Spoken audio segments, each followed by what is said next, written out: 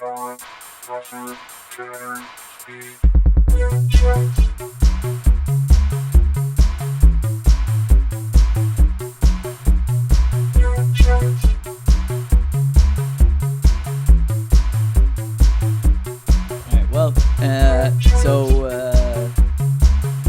to the podcast.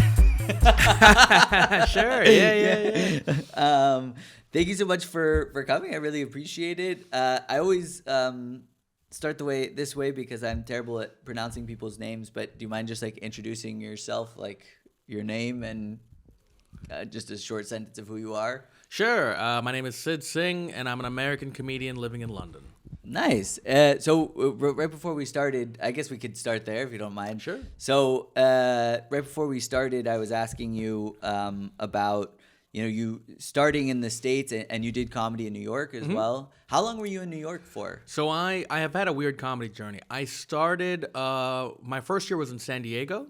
Okay. Which was in 2009. Were you going to school there or something? Or Yeah, sort of. I was going to school at UC Riverside. Okay. But I had friends who I visited in San Diego who went to UC San Diego, and they lived across the street from the La Jolla Comedy Store. Oh, okay. So I would keep hanging out with them, and then I would walk past to go buy more booze or whatever and be like, oh, this is a thing I've always wanted to try. Yeah. It's something I did when I was 16, very briefly. Ah, interesting. And so then finally it's not just that I turned 21. I had to use my friend turning 21 as an excuse in October 2009. And then I was like, okay, yeah, let's do, I'll try it. And then... and they had like a weekly open mic kind of a show up to sign up. No, you had to call the week in advance to see if you can get into the lottery for the following week, something like that. Ah, okay. Something Gotcha. overly convoluted for what it yeah. was. And I got on and I did 3 minutes and I got hooked, and so I just kept on going, Yeah. Well, okay, so why don't we, because I usually, one of the things I like to talk about on the podcast is to hear kind of like how people got into comedy. And since you kind of touched on the beginning there, what was your first exposure to stand up and or just being funny or whatever? I mean, my first exposure to stand-up, it was probably like Bill Cosby. You know what I mean? Like, yeah. I was looking, I was like, man, I got some terrible heroes. Like, you look back and you're like, oh, Bill Cosby, who's funnier than that? Oh, Woody Allen, who's funnier than him, you know? And you're like, ooh, okay. And, also, I love the stand-up of Harvey Weinstein. So it was really, it's a lot of problematic people. Harvey had a tight 10, though. Yeah, well, apparently. Apparently it was a loose 4. But yeah, so that was, like I would say, like my journey towards stand-up was basically going, George Carlin is this amazing guy. But Bill Cosby, for me, proved that minorities could do it. Then Chris Rock. But was that something that like your parents or a sibling introduced you to? Because I guess what's interesting to me about like finding those people is now it's like stand-up, it's on Netflix, there's clips everywhere on YouTube. So many people I talk to, it's like the first person they got into was like Russell Peters' special that got cut up into all those little clips on YouTube or whatever. And but like for me, my godparents were the first people who like kind of introduced, like I remember my godfather showed me Eddie Murphy Raw, and that was like the whoa, like what is this kind of moment. Right. So did you find that stuff yourself, or was there someone who was into it that It probably started off with sitcoms. You watch things like The Cosby Show, you watch, The Fresh Prince, a lot of that stuff with my parents, and that just got me into comedy probably. Yeah. Just the pursuit of making people laugh was so exciting, and it's like a drug. And then you get into stand-up, and then you get into like Cosby or someone that my father probably showed me. Then he probably showed me Carlin. And Carlin was like, to me, he was even, to me, Carlin is the best who's ever done it. Because I do prefer the analytical style of comedy. Because I think growing up as an immigrant, you are immediately immersed in the concept that that nothing is objective.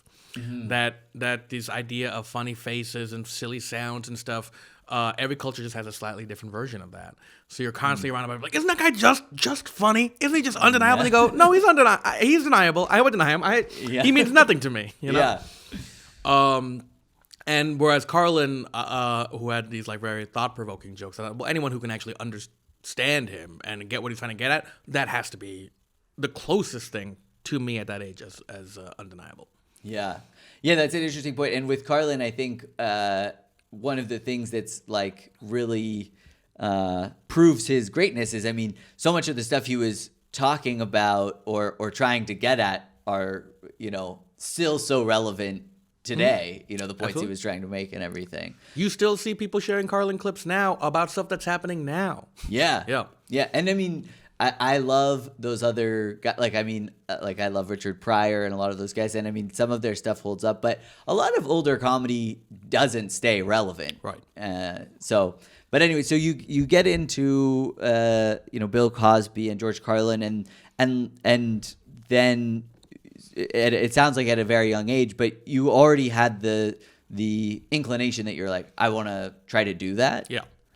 And so how did you, I mean, at 16, you can't just show up at a bar or whatever, can you? I mean, how did you do it? So by the time I was 16, I'd been experienced of like the Comedy Central Presents. That's a whole series. Oh, yeah. So first it was, you know, probably Jerry Seinfeld, Chris Rock. Then it was a Comedy Central Presents. It's like Wanda Sykes was one of my big influences, like really, really early on. Because she had that 30 Minutes Presents that was, I thought, just one of the best ones. Same with Maria Bamford had one of the best ones. Yeah. No one talks about that anymore. Earthquake, who's now getting to like tour again with guys like Rock and Chappelle, but like back then he had one of the best ones for sure. Mm-hmm. And so I saw that and I was like, oh, there are these Indian like cultural events. And you're supposed to like learn a dance with like 7 other Indian kids your age. And I was like, nah, I don't like this. This is boring to me. But then they're like, well, you have to do it anyway. And so if you don't want to dance, maybe you can host. Oh, nice.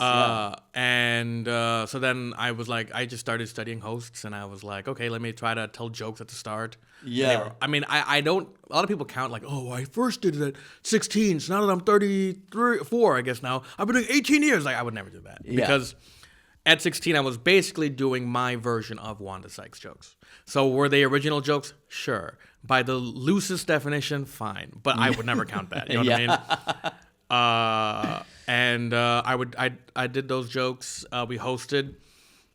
And I basically fell in love with it, but then, you know, just life in school. Well, no, so there's not like an easy like path at that point. People aren't like, hey, you should really study hosting at college or whatever. And my parents specifically would never have supported that. They were like, that's a fun hobby, but you need to do, at the time, medicine. So it was the thing where I went to college, and then finally I was like, I don't want to be a doctor. I know that for sure now, because I just don't care about this stuff the way I need to.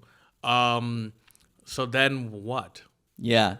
I was like driving to San Diego all the time to hang out with my friends there, and they lived next to the county. I was like, let me just give it a shot. Mm-hmm. And I fell in love with it. And after a year, I moved to New York City because I had friends from San Diego who moved to New York City, and they were like, you want to sleep on this couch for free?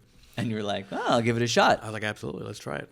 And so you, that first year, like how often were you able to get up, and like what was your... It was about once or twice a week. So what would happen was I really was like, I was in university, and then I would drive an hour and a half to Winston's and Ocean Beach and do 5 minutes there, unless I was late because of traffic, which happened, and then I would do 1 minute at Winston's, which was humiliating. There's nothing quite like being stuck in traffic for 2 hours to do 1 minute of comedy. Yeah. And then what if that minute doesn't go well? I frequently would not. Right? Yeah. I didn't know how to be funny in a minute yet. Probably don't know how to be funny in a minute now. I'm so used to the hour. Then I would crash on my friend's couch for 2 days, and then I would do 3 minutes on the Sunday La Jolla mic if I could get on, and then I would drive the hour and a half back to start college on a Monday or Tuesday. Wow. And at that point, are you just like, this is like the funnest hobby, I found something that's super fun, or is there already like an inclination of like, I want to, see how far I can take this. I want to, Well, I guess I don't know, to be honest. I think I was just like, this is awesome. I just want to follow this and see where it goes. I have no idea about the career stuff. I probably have to get a job and all that stuff, but there's nothing better than this, so why would I try to do something different? So you go to New York after a year, and like, was that, I mean, because I think for most, comedy fans or aspiring comedians, I mean, New York is kind of like Mecca or something, right? But I also imagine that, like, because of that, it could be very like rough. Yeah, absolutely. Trying to find a little space for yourself. I think I was lucky that I started in San Diego from the standpoint of it was still so lonely in San Diego. I was a 21-year-old kid. I had just gotten old enough to be allowed into clubs, right? Mm-hmm. None of the comedians wanted to hang out with me. I look back and I look at the comedians who would hang out with me, and they were all the ones nobody would hang out with, basically, you know?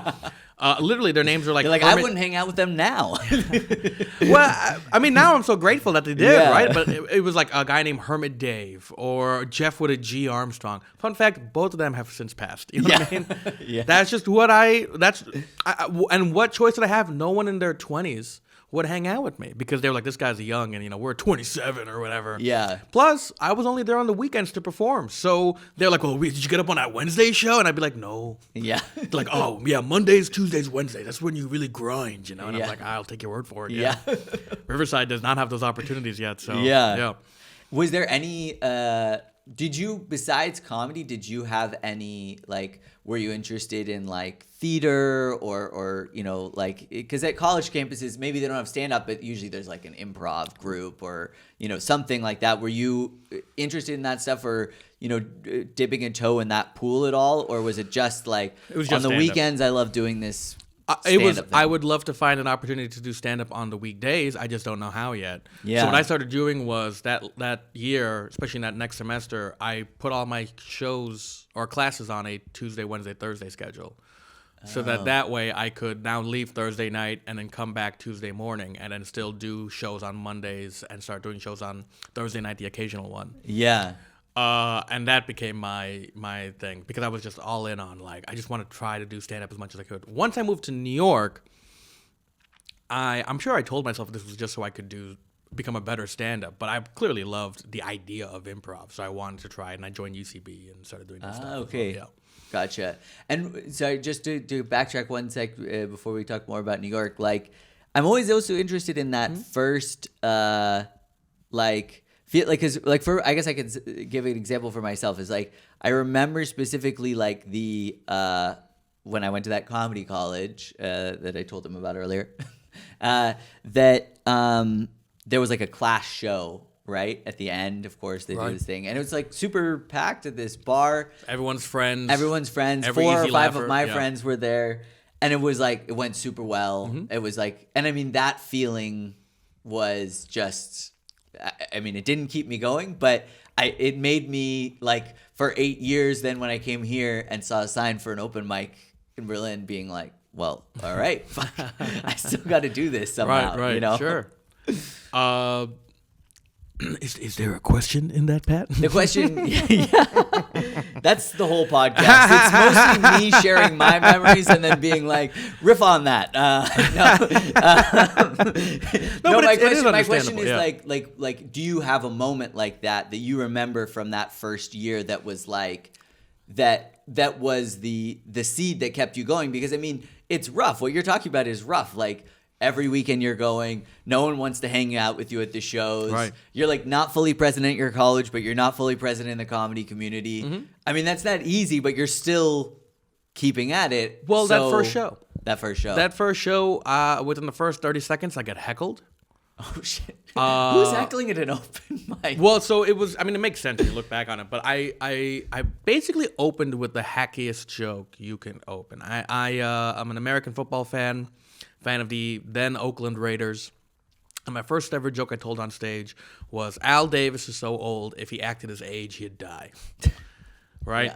But before I could even get to that point, I said I'm an Oakland Raiders fan, and I'm in San Diego where their rivals play. So immediately I'm just getting booed. Within like 15 to 20 seconds of being on stage, I am getting booed.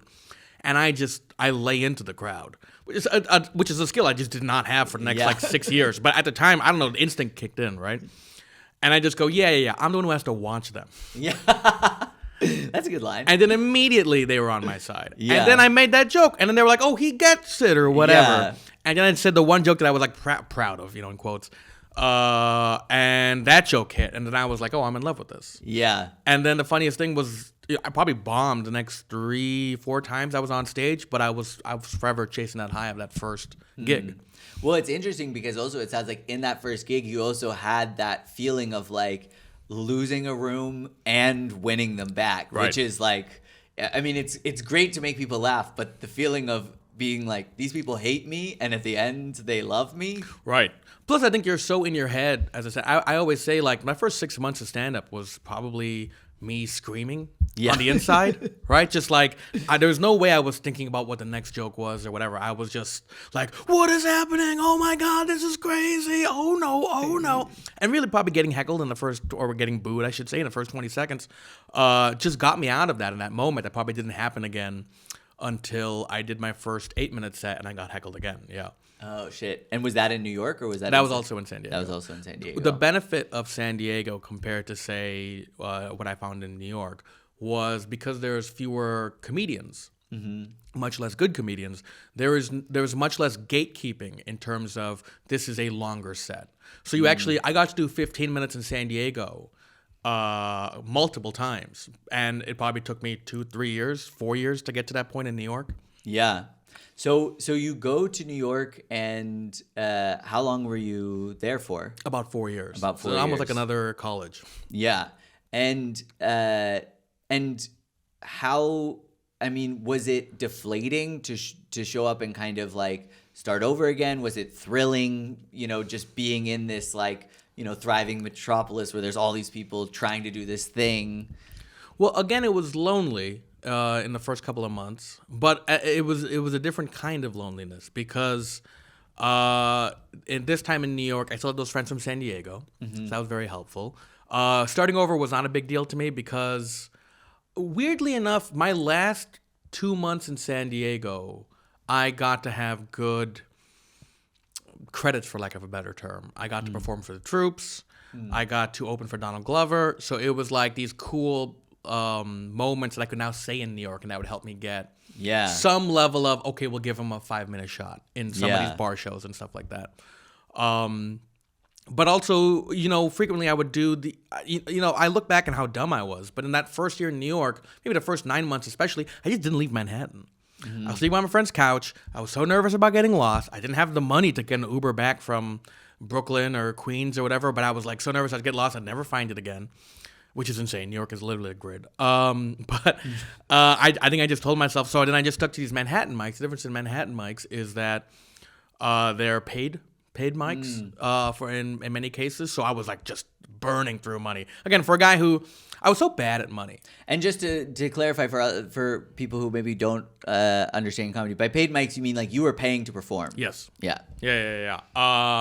Especially, I remember the two that stick out to me as the biggest scams were Jeff Lawrence had this thing called the Laughing Buddha mic, and you were required to pay $5 to perform and a $5 buy a drink. Yeah. And a drink the water was the cheapest one, and it was also $5 for a bottle of water. So you're out $10. Yeah. And how much time did you get? Sorry. You got 5. You got 5. And the thing is, you would do it because they would have $2 a minute. Yeah, exactly. But there was also like on Tuesdays, I think it was like 99-cent Tuesdays. So I think you only had to pay you had to pay $1 to perform, but then $5 for a drink or something like that. But then they would have real audience. And so you're like, oh my God, yeah, I got it. This is my chance to actually not perform to just comedians. I have to take it. Or I did, the worst one I did, again, because there was audience, was the show at the Comic Strip Live. And there you would pay $14. And you would perform for 5 minutes, unless you didn't bring enough people, because you also had to bring someone. And if you couldn't, then you had to open the show, and you might only get 3 minutes. You still had to pay $14, mind you, and you would get a free drink with that $14. Okay. And then you would get feedback from a woman named Gladys Simon, and that feedback would always be either very generic or terrible. Was she trying to give you like punchlines or tags, or was it just being like, No, it'd be like, you need to cut. Too many words up there. And that'd actually be fairly helpful. Yeah. Or it'd be like, you're not ready to take the microphone out of the stand, which is nuts. Or, And the fun thing was because they would put such stupid guidelines on you, for you to look like you were having fun, you would have to find ways around it. Okay, if I can't take the mic out of the stand, I'm going to carry the stand like a microphone. Yeah. Right? And I'm going to walk around with it, and I'm going to have fun, and I'm going to show that I'm still loose and still ready to make people laugh. And you would get to perform to real people. Often it'd be the girlfriends or family of the comedians who are also performing next to you, but still. And that was probably one of the first times where I would start to have a bit of a community with these comedians, you know? Yeah. That's always like one of the scariest things to me is those shows where they would say like, yeah, you have to bring people. Right.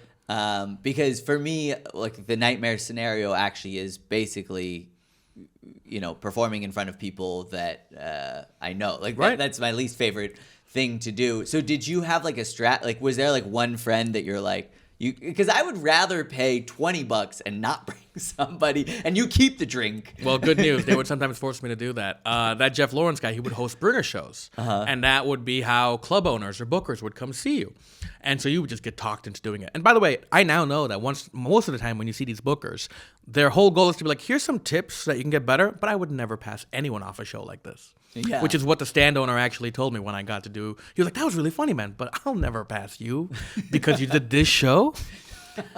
And I just remember being like, but I brought 5, you know, like it was like you were just like devastated because I did not know 5 people. Yeah. When I first moved to New York, I didn't know 5 people. I moved in with 3 dudes, 2 of whom would always be busy. Yeah. And then I just had to like start meeting. Like it just felt like this weird seedy thing where you're meeting people just so you can bring them somewhere. Yeah. And not even somewhere, but to an amateur comedy show, which is not like, you know. No, it was terrible. At least if you're bringing someone to see like your band or whatever, you're going to do like covers probably of like well-known songs that they can be like, oh yeah, I like this song. But amateur comedy, like I was just, when I was at home for Christmas, I took my godfather to a show at the Alameda Comedy Club for their open mic. And like he had never seen me perform and he had never been to an open mic. Right. And, you know, I would think it was nice for him to get to see me perform. But his biggest takeaway was he was like, it's like some of the people that was insane. Like that guy he was just talking about rape for 5 minutes with no jokes. Yeah, and you're like, he's a gatekeeper, actually. He runs a lot of very well-populated shows, so there's nothing we can do. No, that is the worst part about these shows is even if you theoretically do well in your 5 or 6 minutes, the show is 90 minutes long. Yeah. And you can't vouch for half of these nutcases. But that was the thing. My parents came to see me in New York once. They went to a show. They got crowd worked by someone who didn't know how to do it. Oh, God. And their main takeaway was, you were funny, but who cares if those are the people you're hanging out with? Yeah. Yeah. So, and have your parents have seen you perform since? I'm assuming. Yeah. But, even then, I remember I did a show in Detroit. They happened to be in the same town. And they came, and it was like Friday show, sold out. Saturday show, sold out. Sunday show, though, oh, that's a cool one. Everyone in New York who's from Detroit is like, oh, you do that show. That's the one you got to invite them to. That's where TV comics might drop in. They did not. It's a 150-seater. My parents were 2 of 5 audience members. Oh, no. In a 150-seater. And I just remember that being the longest drive back to the airport. Yeah, it was brutal. Oh, God. They have seen me since then, and that's more important to me, Yeah, of course. So you're in New York. You could barely rub together 5 people to drag to a comedy show. And frequently, Jeff Lawrence would be like, listen, Sid, just because we're sold out doesn't mean you're off the hook. All right, you were supposed to bring 5, you brought 2, so you have to now pay the entrance fee for the other 3 people, and I'm doing you a favor just by letting you do this. Oh, God. Hey, fuck you, Jeff Lawrence, unless you need to book me later, in which case I'm still on the climb. But did you feel like you were making traction at that point? Were you like, oh, like this is like I feel like I'm getting funnier or I'm getting more comfortable? Right. Or... Well, there's 2 ways to get traction in New York, right? There is artistically, and then there is the business side of it. And especially when I was starting out there, it was starting to change, but it was still a club scene and an alt scene. Mm-hmm. Those are 2 very distinct scenes in New York. Now there's maybe like 15 scenes, and also there's no scenes or whatever, right? But back then it felt very distinct, and I always felt like I had alt sensibilities. Mm-hmm. For those of you who don't know, club just means that you were the kind of comedian who would perform at a comedy club. Alt is anyone who probably wouldn't. Mm-hmm. Alt gained prominence because a lot of the alt comedians started getting picked up by television. Yeah. People like Jeanine Garofalo, Mark Maron, whatever. Well, and alt also can kind of mean, right, like it's like it can be a more artistic take on the thing, and it's not so just classic setup punch jokes. Absolutely. Yeah. You had, Jerry Seinfeld's going to tell you set up punchlines. Jeanine Garofalo starting her performance from the floor. They're just very different. But they're both very good, to be honest. And I had alternative sensibilities, but the alt rooms just didn't book me very often, especially not at the start. And the clubs were starting to book me. I would do these awful bringer shows, but I would do well enough that eventually the comedy club owners would pass me. So I got passed for late night at the Comic Strip, or I got passed to get spots at Broadway Comedy Club and Greenwich Village Comedy Club. And these are all like, they're fine. Yeah. I would have to learn how to be set a punchline so I can make tourists laugh, but I would still try to keep my alternative sensibilities. And at this point, like, are you still doing, like, are you, like, going to school while you're doing this, or are you working, or at the start I'm still going to school. I later found out I had never graduated from college. What? Yeah, so when I first moved to New York, I was still in school. I had to take one last Spanish course. So I took it at Baruch University College, something like that. When I then went to law school after 4 years in New York, and I found out that actually that credit had never counted. So you hadn't actually graduated. I had actually never graduated. Yeah. And was that a problem for your law school? Yes, huge problem. Yeah. Yeah. I almost got kicked out in my first year of law school because I never had the degree. So they let you in because basically you told them, I have this degree, and then you had your LSAT score or whatever, and they were like... Yeah, so often what happens is like you have your LSAT score and you have your college transcript, and then a lot of people go straight from university to law school. Yeah. So their degree doesn't really confer until like a month or two into the law school season. So they're used to the degree not showing up. But it's like, well, it's got to show up eventually. Yeah. And they're like, where is this thing? So what should have happened is I should have gotten kicked out at the end of my first semester. The reason I didn't is because at the end of my first semester, my law school dean got fired. Oh. I went to this historically very good law school called UC Hastings in San Francisco. And our dean got fired for basically tanking our law school's ranking. Really?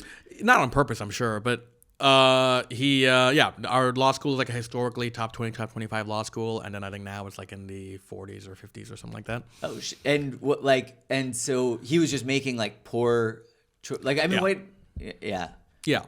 Anyways, I'm the type of curious person that I'm like, well, what goes into a law school ranking? But I'm like, that's maybe not relevant to this. It's up to you. I'll talk about whatever you want. Yeah. It's your podcast, man. Yeah. So in New York, you're working. What? Yeah. So now, then I started once I like thought I graduated, and I literally had to fly back to my school, get all the signatures. Like it was very expensive. Yeah. I then became a assistant technical writer. So I would write like guides and manuals and stuff like that. So it'd be like, hey, company A bought company B. They want companies B's like all of their letterhead and all that stuff to now match the font and stuff of a company A. But it was the type of job that you could be super tired coming in and remote. Like it was like the ideal remote gig for comedy. You could do 14 hours in one day, just get it all over with, and then do mics the next 2 days, Yeah, okay. Because I'm always, that's also like, what was, when I started comedy, I was a bank teller at Wells Fargo in Marin. And so I would drive into the city every night for mics and then drive an hour back. And it was just brutal. And now I have the awesome, like I just work in the summer, and I'm like, how do any of these people who have jobs do this? Like, so after New York, I moved to LA because what ends up happening is I get into law school, and I defer my admissions by a year. Which, by the way, I'm just going to interrupt you and say, you've gotten used to this podcast. I didn't ask you a question. I just said more shit about myself. And you're like, let me get this podcast back on track. So after New York. No, but it's ultimately to get to your point. Because in LA. No, it's good. I'm just but in LA, I start working for a law firm because I basically have a year before law school starts. And that was maybe the most brutal period of my whole life. Like, I look back on that, and, like, there's a couple moments where you're like, oh, yeah, Sid definitely loves comedy. L.A. was definitely one of them, because in order to save money on rent, I was staying in Irvine, which, for those of you who don't know, is not close to Century City in L.A. To give an idea of how far it is, in the mornings, it would take me 2.5 hours to get to work. Yeah. And then if I didn't do open mics, it would take me 2.5 hours to get home. So if I did open mics until midnight, it would take me 45 minutes to get home, about 50. Yeah. Yeah. But just to turn around and get up, I'm sure at 5 in the morning or something. Yeah, and brutal. Yeah. 5:30, 6, just to like leave by 6:45 to get at 9:15. Yeah. Yeah. But so that's interesting. So you're in New York. You get passed at some of these comedy clubs. So you're kind of you're there's some success, but in your mind that whole time, are you thinking like, oh, but I have to get a real job? Or it's not in my mind. It's my parents are calling me up every day and being like, you need to quit. You need to. You're destroying us. This is making life so much harder for us. And do you have other siblings? Yes. And younger or older? Younger sibling. So about 8 years younger than me. Okay. So they're like, also, there's also this like, you're the oldest. This can't be the example you set. This pressure, this type of thing. Yeah. And are they? So like, for example, when they came to New York and got like crowd worked, they were like, okay, it's worse than we thought. It's worse than we thought. You should quit even more now. In Detroit, it's worse than we thought. You should definitely quit now. Yeah. A lot of that's happening. And, to be fair to them, they're still nicer about it than, say, my extended family is, right? Yeah. My dad's like, we still believe in you. You're smart. You should go to law school or something, right? Whereas my uncle is probably like, oh, he's a bum. He's an alcoholic and he's a bum. Yeah. Or, your uncle's like, we should disown him. Like, no, I mean, my uncle literally saw me perform in Seattle, and he's like, oh, you're sobered up. That's what he meant after I had a good set. So that's who my extended family is. So now I always like people like, were you ever frustrated with your parents? I was like, I knew my parents were still ultimately a middle ground. Mm-hmm. Right, Indians come from big families, so that the other opinions did matter to me. Yeah. But that was So basically, it was a thing where like, and it was a thing where I basically said I'd do law school, kind of just to push it off into this, to kick the can down the road, basically. Yeah. And after 4 years, it was done kicking. Yeah, yeah, and I guess also with that, then you could be like, yeah, I'm going to sign up for the LSAT, and then you have to study for that, and then you take it, and so you're buying yourself time. But in your head, are you like, yeah, but like I'm going to be a comedian? Yeah. The whole time. Okay. The whole time I'm trying to get out of it. The whole time I'm in LA, I'm hoping I can get out of it. I moved to LA. I got tricked by, speaking of the extended family, because while all of this is happening, my second or third year in New York, probably my third year, I am doing another awful mic for Jeff Lawrence at the Laughing Buddha. Mm-hmm. And this Australian comic, Erin Melville, comes in also to do 5 minutes. I think she took like a course from Jeff. And she and her fiance are doing the Edinburgh Fringe this year, or that year, right? Yeah. And her fiance, Dan Willis, is like this big time Australian comic in terms of like work ethic, and he'll do like 5 hours in a day, five different hour shows. Holy shit! How does he do it? It's mostly crowd work, but like he's very funny, so he's very capable of like. I've never seen anyone make more money than he has in a day. Like it's. Yeah. At Edinburgh Fringe, he's like the gold standard, in my opinion, for the free fringe. Mm-hmm.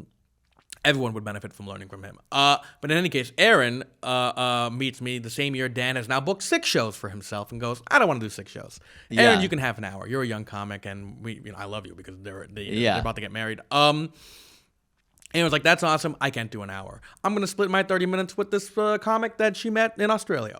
Mm-hmm. She meets me. She's like, oh, yeah, this is how it works, in England and Australia. We do the Edinburgh Fringe. It's a big deal. And then her friend drops out.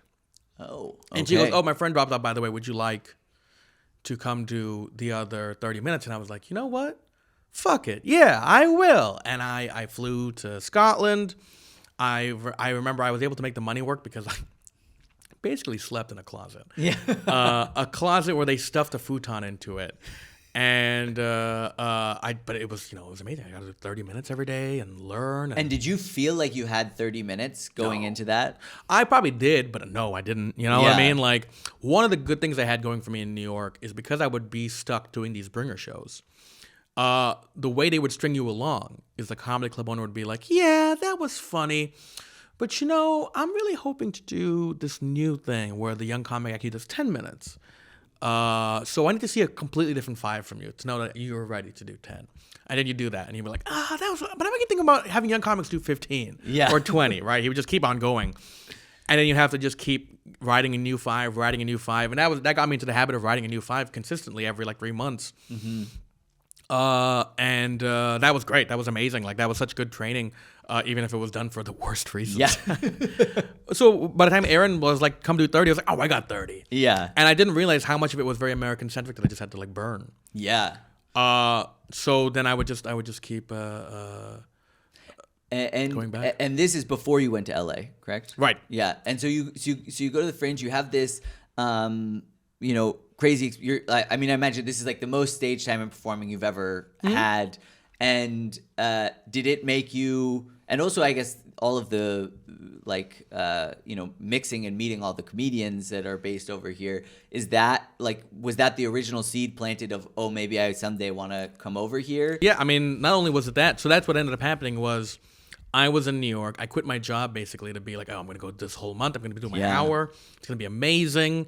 And my law school said that I have a year because they were like, the last week of the Edinburgh Fringe overlapped with law school by a week. And I was like, hey, is it cool if I miss my first week? And they're like, no, it's not. Yeah. What are you, dumb? They're like, this is law school. Yeah.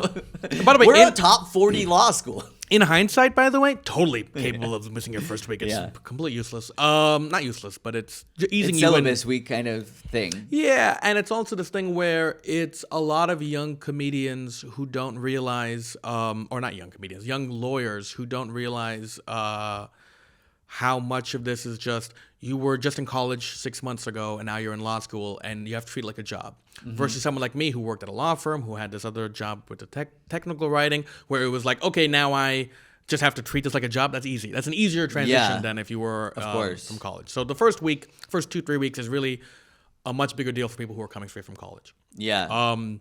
But I was basically like, oh, I returned to New York. I had no job. My uncle calls me up and is like, oh, well, a different uncle than the one I was saying before. Yeah. And he's like, oh, you should come to LA. I have a job for you. And I was like, well, LA is also a big city. And, I'm still going to figure out a way to get out of law school.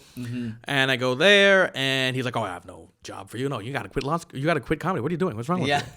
When are you going to get serious about life? And then to his credit, he let me crash on his couch and he found me a job at this law firm. And how did you find that difference going from New York to LA? Because, in LA, it's like you have to have a car. It's not so easy to hit like so many mics. And it's also there's a different vibe to it.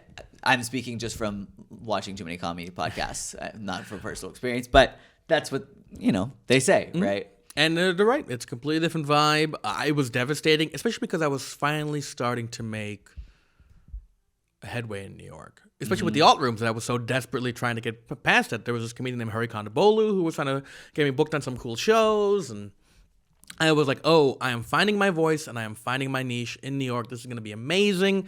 You got to move to LA for the money. Okay, fine.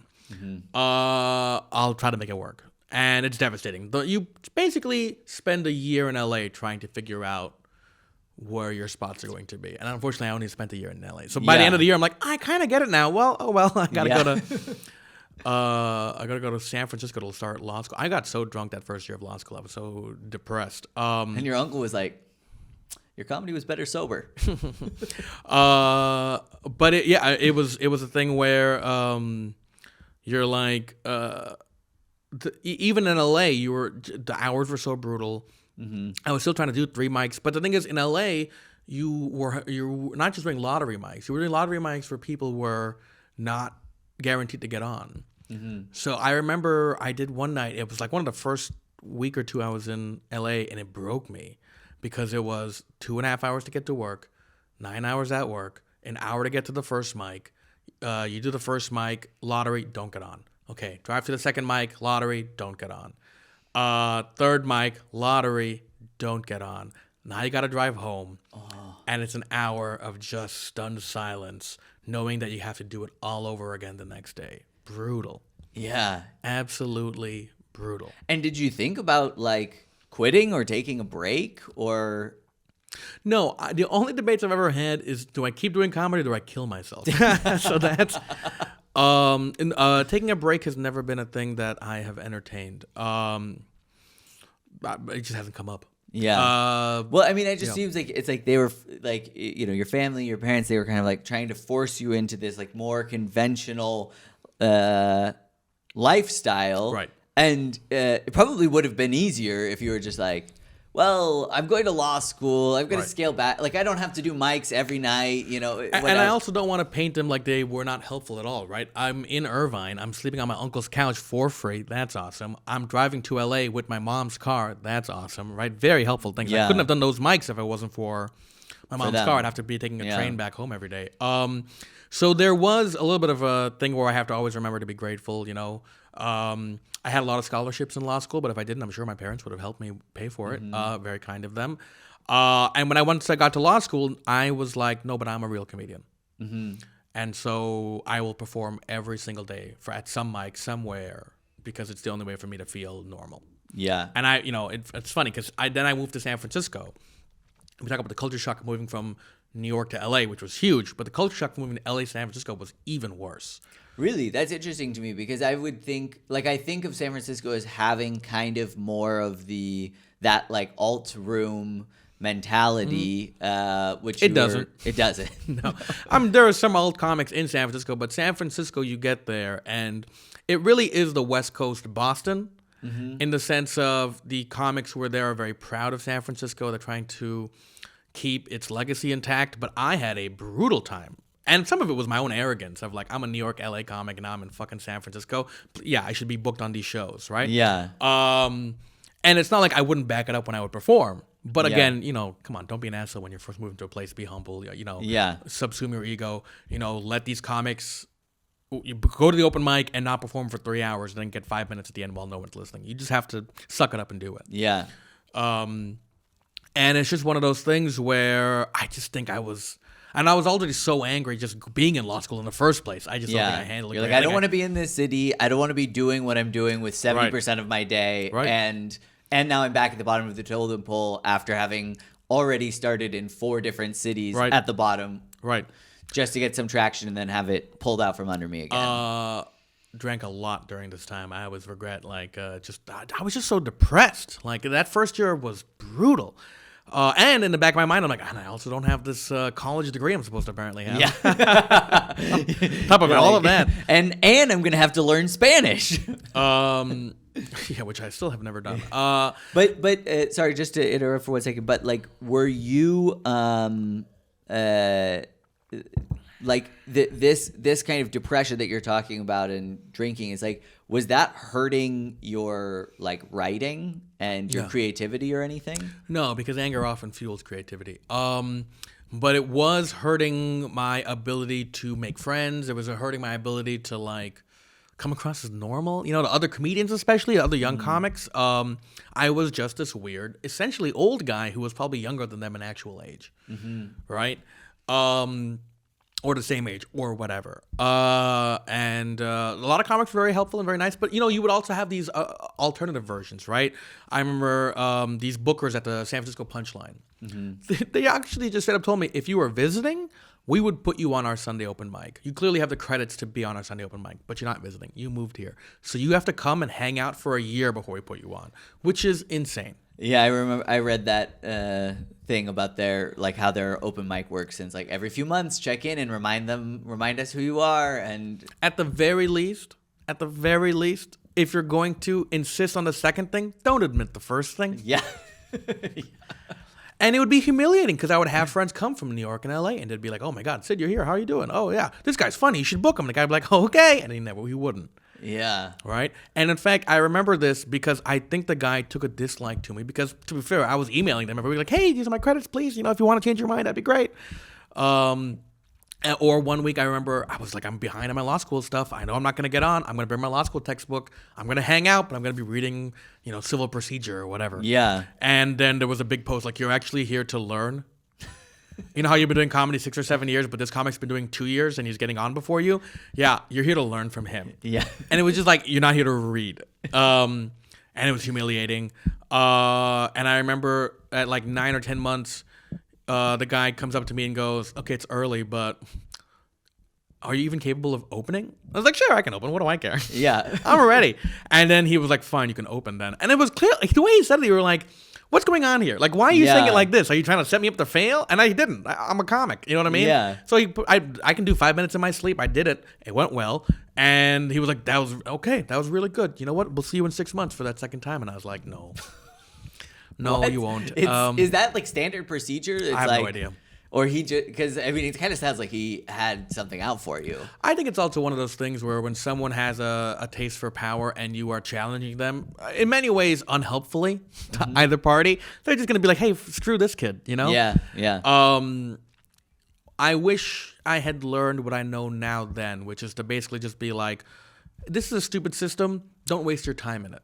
Go start your own shows. And I started doing that in San Francisco. Every week I would be the host of this show called The Goddamn Jam on Saturdays at a place called Piano Fight, and it was terrible. We couldn't get any audience in most weeks, but then once every like 3 to 5 weeks it'd be magical and we'd get a good audience, and suddenly it felt worth doing. But that was a big adjustment too. In New York or LA, if you have a free show to perform in, it's going to be full of comedians.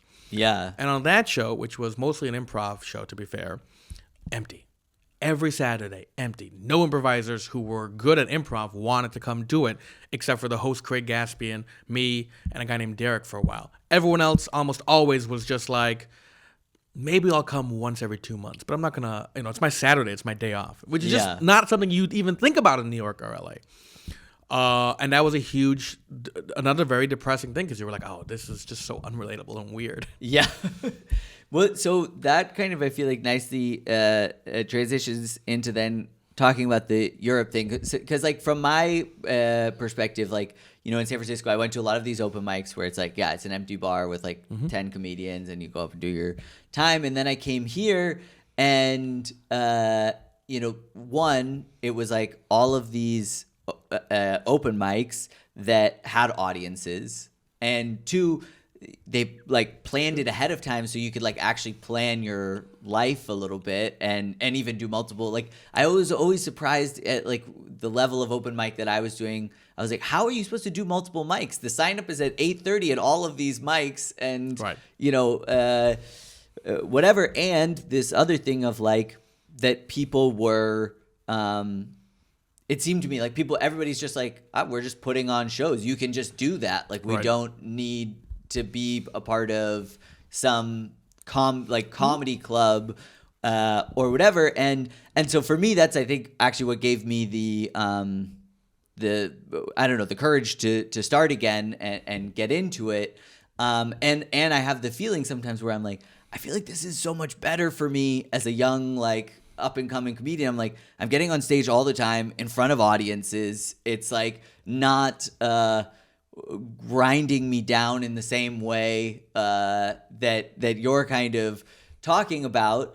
So to me, I'm like, wow, I'm super lucky to be here. But I also have this thing, every comedian I've ever listened to is like, yeah, but being ground down, that's what makes you a great comic. And there's the infrastructure is there, and everything is there. And so how do you find kind of this difference of like being in these expat scenes in Europe versus all of the different cities you did comedy in the States? Well, first off, I think what makes you a great comic is the willingness to push yourself, right? So there's traps in both cities. In a city like New York, it's very easy to just keep going to the same bar shows and mics that you always go to, or the same club spots that you always go to, and then you never grow as a comic either. And then you're just basically stagnating in a bigger city. If you're in San Francisco and you're not pushing yourself to start shows or get on shows or do more, you're going to stagnate. In Berlin, absolutely the same thing. Especially because in Berlin, you have more of an opportunity to become a professional comedian. But it's very easy to stagnate when you choose to do all these shows that don't pay you, right? Not when you're a young comic, obviously, but when you're like 5-6 years in, you should probably start demanding payment. And when you don't, you never really get to do the kinds of shows that will pay your bills. Because you will be too new every time you get a chance, so you might not do well enough, and you kind of have to restart the cycle. The only thing that makes you a great comic in any of these scenes is to push yourself. In Europe, there are very few good comedians who speak English, which makes sense. It's a relatively young scene. It's the first time that these scenes are finally big enough with their expat communities to have consistent stand-up shows, where it's not just a once in a month, this city has a stand-up show. As a result, there's a lot of good and bad that comes with it. In many ways, look at Europe, especially Europe, not counting the United Kingdom, as this Wild West of comedy, where there are no real rules, there are no real gatekeepers. The ones who are very bad at what they do, bad at preventing you from stuff. And so there's a lot of opportunity here, and that's kind of what keeps me here, is the idea that, I can make a living just touring this continent. And that's what you mean by being like that. There is an easier access to being a professional comedian. You just mean easier access to paying your bills by doing shows. Right. And here that means organizing your own tour, finding the venue, marketing it, doing it all of those things. Yeah. But that's an easier route than trying to become some like club headliner in the States. Absolutely. I think the journey towards becoming a club headliner in the United States is one that probably takes you a minimum of 13 to 15 years. Versus you can probably start whenever you're ready to start doing an hour in Europe. You can start touring with it. We both know comics who don't have good hours yet, but they're good marketers and they can fill a room. And because there's such a large expat and tourist community, even if you don't do well in that room, the chances are by the time you come back to it, it'll be a whole new audience and a whole new chance. Yeah. One of the things that's been nice over the last year or so has been starting to see more repeat customers, because I think that's rare in the European scene, but that's something I pride myself in. And that's hopefully the future. Yeah. And you touched on something there that's interesting to me, because it's like, so as someone, if someone asks me like, what is my ultimate goal? My ultimate goal is just like, I would love to just be as funny as I sometimes feel with my best friend on stage. You know what I mean? Sure. Like that. But so, and as a huge comedy fan, like the thing that you always hear is it's like, it's stage time. It's all stage time. Right. And so going out and doing like an hour or even a half an hour when you don't have it and taking it around here, to me, I'm like, okay, that in one way it seems like a good idea, because it's like you're kind of throwing yourself in the deep end. It's a bunch of stage time. You're going to learn, you're going to grow. Right. But it also kind of conflicts with this idea of, yes, like the repeat customer idea, even if it's a gross word, your brand, what people think of you as a comedian, and are you going to, a comedian once said to me is like, and will you learn like bad habits doing that? And so what do you think about that? For like, because probably most of the people who are watching this are Berlin young comedians. You can learn bad habits from anything. So I think that's step one, is anytime you are stagnating, you're probably learning bad habits. It always comes down to how much are you pushing yourself. And that's why, for example, in the Berlin scene, every time I come back, I always say pay all the comics, because every time you pay all the comics, you're helping each other make a living at this. You create a community where if you have that bad 30-minute set, if you have that bad 20-minute set, you're not going to suddenly be ostracized. You have this community to fall back on. You can each help everyone pay. There's so many audience members in fucking Berlin. It's nuts. And there are not 8 comics in the city who can do an hour. For the ease in which we can fill rooms here, like this should be like the utopian system of everyone gets paid a little bit and we get to make this work for everyone. But that's also like I guess the trade-off with that is like, from my perspective, last weekend on Saturday, it's like I did 5 spots, 3 of them with like big audiences, and at each one I tried something a little bit different. It's like, and then the next day on Sunday, it's like I had 2 more spots, and I felt like my energy was different on Sunday from having that day on Saturday. And my thought process is, as being someone who essentially is like a year in, there's just no way I could ever. I guess I feel like this seems like a great hack to getting better faster if you're a young comedian. The downside being, the way a lot of people are making a living in this scene is by producing and taking all of those donations and not paying anyone. But think about what you just said, right? That's completely unrelated to what I said, except for the standpoint that what you're really saying is, if I speak up, I won't get a chance to do those 5 spots in a week. There's no reason those 5 spots couldn't all pay you €5. Yeah. But you're nervous because if you say those spots should pay me, your assumption is they won't book me anymore. But there's nothing that those 5 spots that happens in them that prevents them from paying every comic 5. I'm not saying you should pay €100 to every comic. Right? When I have an opener, I pay him 100, but I'm not, or the equivalent if I'm doing 2 shows or whatever, right? But what Berlin has done, what a lot of cities have done, Berlin's not unique in the standpoint. A lot of cities, especially from the comics who have been around for, let's say, 8-9 years, which is not a long time, they've decided to say, no, I'm putting in all the risk, right? I'm doing most of the work and promoting the show, and somehow because I do 70% of the work, I deserve 100% of the money, which is a nonsensical argument. What it has made younger comics afraid of is now if I speak up, will I get that stage time? Or will I be turned down to? Otherwise, there is no reason why getting paid €5 on each of those 5 gigs should shut any of those shows down. Yeah. Right? Those are completely unrelated arguments. That's true. That's fair. And you're right. I agree with you. And I'm not arguing against it totally. I guess my point is the way I see it is they're doing all of this work, getting the space and marketing it and being there the whole night. And the trade-off is I'm in a year, I feel I have 20 minutes now that I definitely couldn't have created if it weren't for all the stage time opportunity. And I'm maybe at the end of this year, I'll have 50 minutes and that's actually enough to do a show. Or even now, I would have enough time to go do a split bill tour or something. And so I'm kind of you're right. I think it should be a system. And, the show that I'm producing, my thing is hey, split the money, I commend you for that. And because I think we need more of that. And we also need more ticketed showcase shows that are hey, this isn't a show to mess around. It's people paid to be here, whatever. But at the same time, I also am hey, if this is how you're doing it, or this is how you're paying your bills, and I get to just show up. You tell me I have to be there at 9:45. I'm there at 9:45. I'm out by 10:10 and able to go to the next spot. Well, all right. It almost fair trade. It's not a fair trade, is what you'll find out. Okay. But I understand. I mean, listen.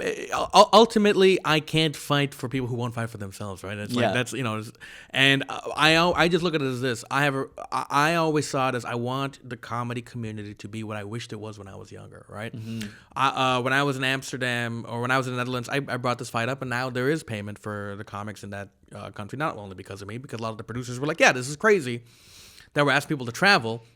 And we're not at least compensating them for their travel, right? Producers do more work than the comics, but that does not mean that the comedians owe a loss of money for the producer to pay their rent. Yeah, that's a crazy argument. It's this thing where I wish people understood how little it is required to make comedians feel compensated. Yeah. You were I got to do 10 minutes. I never get to do 10 minutes. Hey, you know what? Keep all the money, right? And if they had paid you 5 to 10, they'd probably have your loyalty for the rest of your life. Yeah. And that's all I'm saying. Pay him 5 to 10. You know? No, that makes a lot of sense. Okay, so this is another question about this Europe versus U.S. thing, because it's something that I think about a lot, because it's I'm starting here and for better or for worse, I think sometimes the way I think about my time here is I'm this is because I started late at 30, 31. I'm already behind the 8 ball. This is a chance to maybe make up a bunch of time and get funnier faster. But I always in the back of my head do think about going back to the States, because it's that's where it all is. That's where all my favorite comedians are, blah, blah, blah, blah. Right. But one of the things I've thought about with that is when I think about touring in the States and the places you go to tour in the States, you're I'm in Birmingham tonight, or wherever else, versus touring in Europe and you're oh, I'm in Prague or Amsterdam or Cologne. Just from a traveling perspective, it's way more exciting for me, at least, to go to these cities. So do you think about that difference? Is that something that you considered when you kind of came over here, or It goes back and forth. I mean, ultimately, the best way to explain it is that in Europe there is a middle class for comedy, and in America there is not. Unless it used to be that features made enough money from featuring that they could pay their bills, and now there's no way. Comedy clubs realize they can pay their features less if they use a local, and as a result, it's never gone back. Whereas in Europe, because there are less rules, it's not just that you're doing Cologne. If I set up my own show in Cologne, and I do 2 of them on a Friday, there's no reason I can't leave it over $1,000, right? Versus, and yeah, I have to put in the work, and I have to, do the whole marketing myself. But who am I competing against? Versus in Birmingham, if I want to do that, there's probably the local comedy club, there's probably the alternative comedy club, and then there's me, and it's, Yeah. I would love to tour the States, but I also know right now economically it is just much more feasible to be in Europe.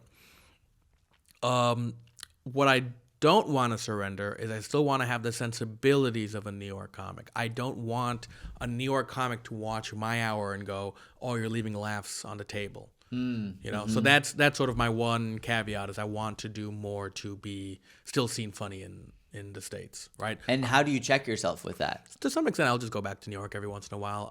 There's a couple theaters that will have me so I can do my hour there when I'm prepping for the Edinburgh Fringe Festival, for example. Same thing with LA, and that's my chance to be like, okay, this is my hour, let's work it out, let's see what happens. And do you also do like try to do shorter spots there and just kind of see like, okay, how is this translating? 100%. And how do you find it to translate? Because when I went home at the beginning of the summer for like a week, and I did a couple shows in San Francisco. I mean, just like whatever, kind of open mics basically.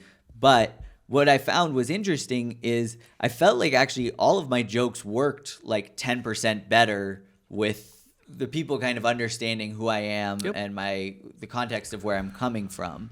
One of the most annoying things I've ever seen as a feedback for my set was there's the small-time comedian in London who goes, "I just don't think people connect with you in the UK." And I was like, first of all, a lot of times they do.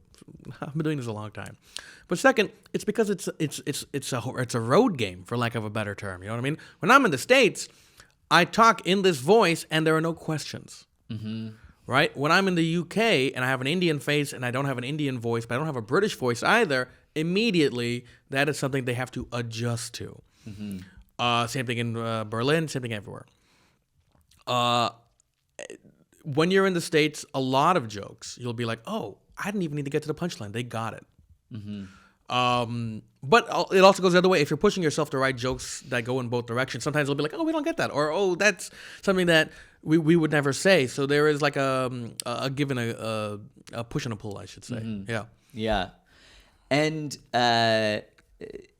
so I guess I have just a couple more questions and we'll wrap up here. But one thing I was wondering is like, so to me, like I'm like, you've made it, right? You know what I mean? Like it's on my bank account, but thank you. Yeah. But I mean, like you're paying your bills with comedy. Yeah. You're touring, like you do writing stuff. To me, I mean, like that's thank you. Anything that would get me off the fucking fishing boat I work on would be making fishing boat. I'm a commercial fisherman in Alaska. Yeah. Well, that explains the hair. Yeah. Yeah. No, that was the health food store actually. But but when did you feel like, or do you feel like, oh, I've made it? To some extent. I mean, I know obviously there's always room to grow. I think for a healthy living in comedy, you probably never can have that feeling. For me, it'd be the kind of thing where if I had a kind of job that if I worked that, like a writing gig in New York, right? That paid you well enough that on the weeks that or the years that you don't have that job, you're not like screwed. Yeah. Right? I am making a living in comedy. And if I ever took 3 months off, I would be fucked. You know what I mean? Which is a lot of people in a lot of jobs. But my point being, there's no savings. Yeah. Once I get to the place where I can start having a real sense of savings, I think that would be considered making it. Otherwise, it's, Yeah. And what about kind of like creatively? I mean, because like that's the monetary thing, but like I said, like my goal is like if I could feel like the feeling that I have when I'm like riffing and just killing with my best friend, if I could have that. And there are little moments sometimes, even now, where I'm like, oh fuck, that kind of felt like something. Did you have a moment like that creatively? I think when I got to release my first album, I felt that. Where I was like, okay, this is something. This is like me on the path towards getting to a place where I feel very happy. But I also think it's the same thing. I always want to be 90% satisfied, 10% dissatisfied, so I keep pushing myself. Especially there's like a difference between an Edinburgh hour and a New York hour. And I always want to be able to do both. And this most recent hour was much more of an Edinburgh hour than a New York hour, but I also know it's not hard for me to cannibalize it and turn it into a New York hour.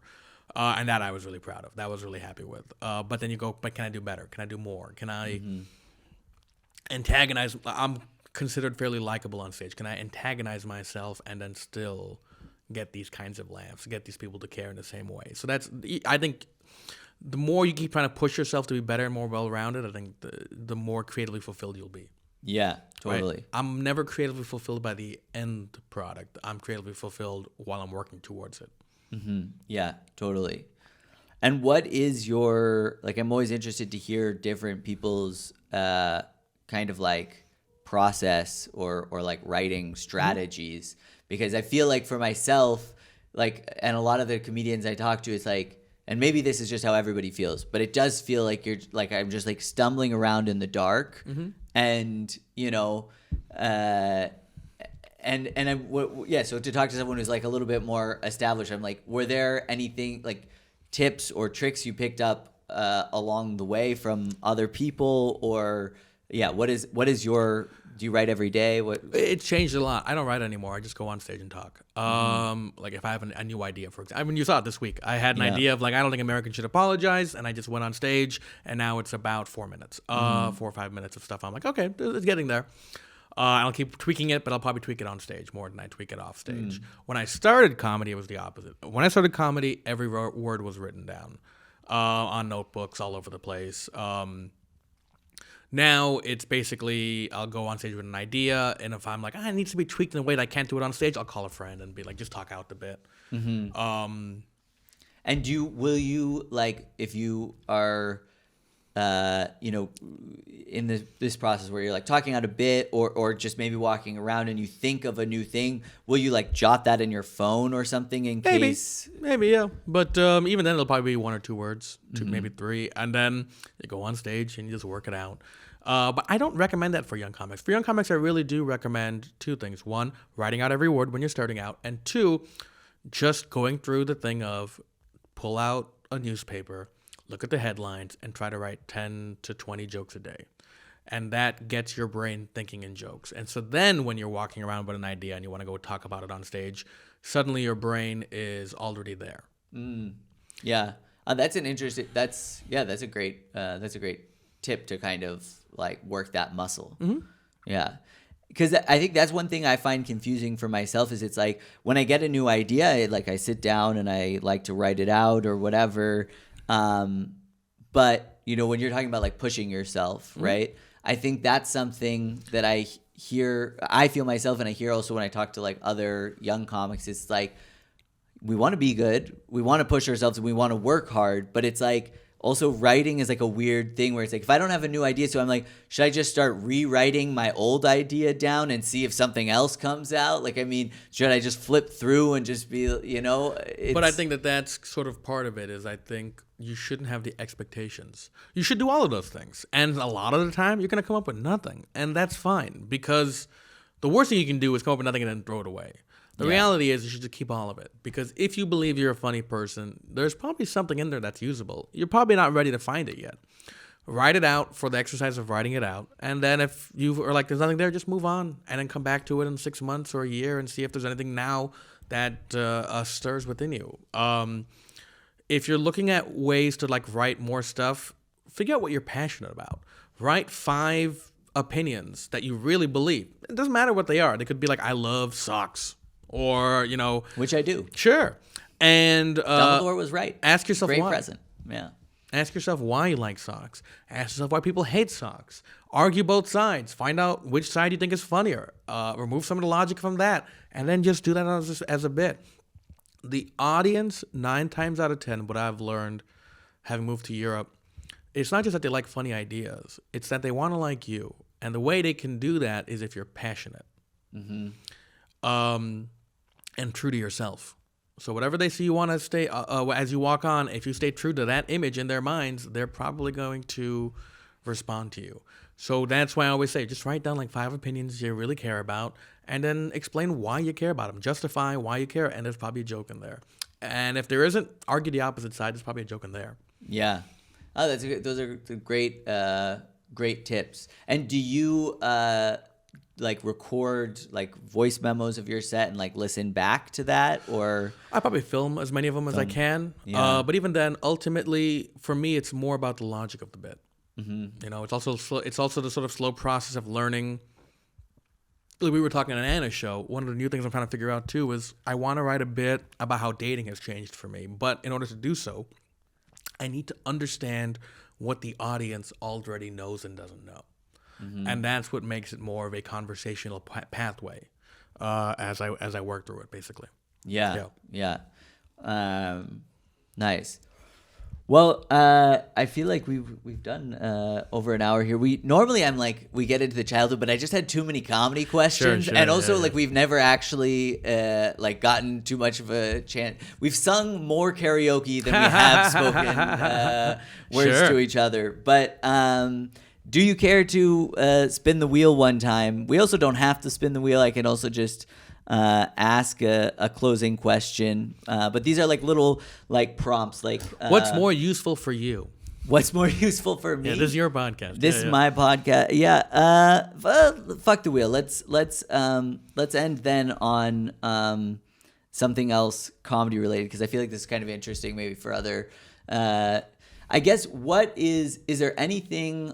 Like if you were starting over now, is there anything you would do differently in your kind of like pursuit of getting better at comedy? I think when I started out in New York, I was obsessed with trying to find tangible status improvements, because those were what I could show people back home. Like, oh, well, now I'm past this club, or now I can do this. And I think if I were starting out now, I would focus more on where are the shows where you like to watch comedy? How do you get booked on those shows? And work towards that more than, this comedy club has more status, therefore if I get past there, it means something. If I were starting out in Europe, I would basically be like this. There are going to be rooms where you think you deserve a 10-minute spot. And they're going to give you a 7-minute spot or whatever, some version of that, right? How can I kill with these 7 minutes in a way that makes them feel bad about that? That would be my goal as a young comic. Rather than going like, do I have 20 yet? Do I have 50? It's like, no. No matter how much time you have, you're going to come back, you're going to do spots, and they're going to ask you to do 7. Can I kill with 7? Yeah. Well, and I think that's also... I mean, you can tell me your thought about this, but sometimes I feel like almost like the laughs are like don't count as what, like a lot of the audiences want to laugh, you know, and there's a lot of people who are like, I killed, and I'm like, I don't feel like any of us are really killing, like, so Berlin is a very easy scene, and I think that you learn a lot also by leaving. If I had other advice to give to young comics, as soon as you have the money to be able to do it, go to Prague, go to Amsterdam, go to Vienna, and do those open mics. If you're so willing to work for free, go do them over there, just to give yourself an opportunity to see what other scenes are like, to meet the comics there, to learn from them as well, because I know a lot of comics will not trust the video you send them from, say, Cosmic, because they're like, well, everyone kills a Cosmic, or whatever. Versus if you stay in Berlin where you do get a bunch of easy laughs, you start to think you kill, and then you go to these other scenes and suddenly you're not getting any laughs. And you don't know how to adjust because you've only gotten easy crowds. Yeah. You learn so much more by performing in so many different places.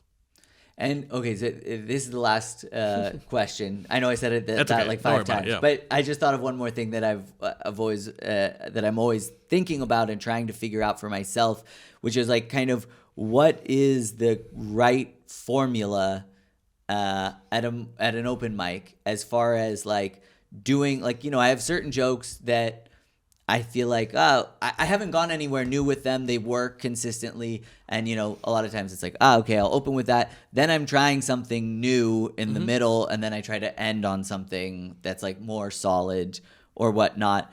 Do you have any thoughts about like, about that kind of thing as far as... Let me put it this way. Who are you ending solid for? It's a good point. Brings us back to the €5. Mm-hmm. They're not paying you. And they say they're going to pay. They're going to book you either way. So who are you ending solid for? If you're also like, I want to get better faster.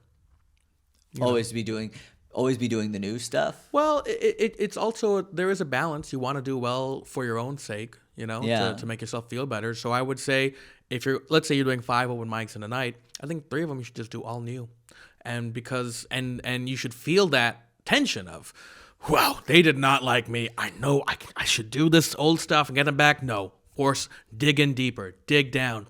Because in that desperation moment where you're doing even more new stuff, after the crowd already hates you, you might find something that's really, really good. Yeah. You also might bomb on your face, but it's worth it. Mm-hmm. But what about, do you think there is value in... Like, I feel like with certain of my bits now that at the beginning, it was hard for me, like, to be doing the same bits over and over again. And I'm like, I feel like I'm not, like, doing anything or progressing with this. And what I've noticed now is with some of those bits, it's like, I haven't written anything new, but I found a different timing with them and the way of telling them that works better. So do you think there's, like, there's a balance there also of, like, doing a bit a lot to try to sometimes progress it? What you can do also is, because you can get tired of bits quite quickly, have a bit you're excited about, follow it. Mm-hmm. And then that way it's like, oh, no, I need to nail the way I say this old bit so that I can get myself a room that likes me enough to try this new stuff to give it what it deserves, And so to try to treat it as like a pathway. It's not that, I have to say this joke again. It's like, no, but if you can nail this old joke one more time, then you give yourself the best chance to now have a new bit that kills. And it isn't that exciting. And I think that's what I try to tell myself, to do that. Yeah. Nice. Well, I feel like we covered every single question I've thought to myself when I watched comedy podcasts. So thank you.